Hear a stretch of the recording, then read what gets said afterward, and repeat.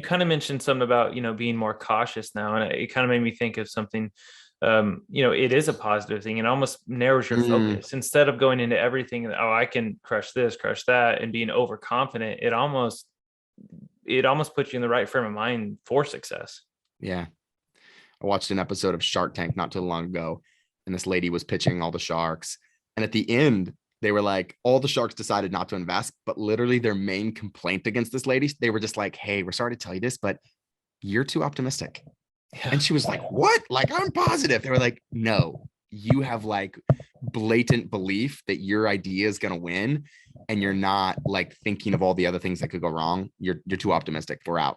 I remember like watching that episode and being like, because I'm a big Tony Robbins guy, right? So I get a lot of my energy because he was a mentor to me growing up. Watched all of his stuff, went to all of his seminars.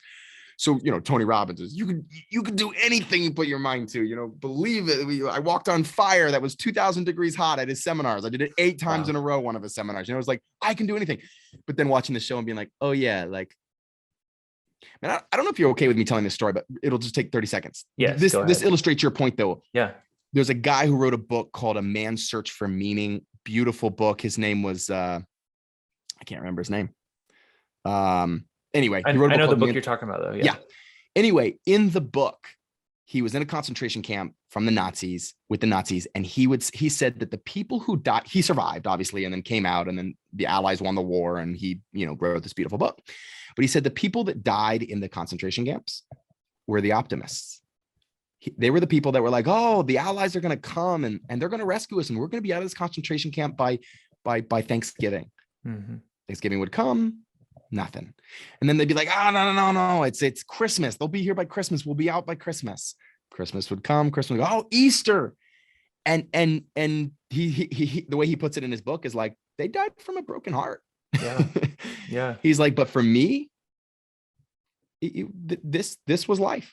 He was I was going to find, I was going to find an empowering meaning in this crap, in this dingy situation, and not project some empowering meaning down in the future.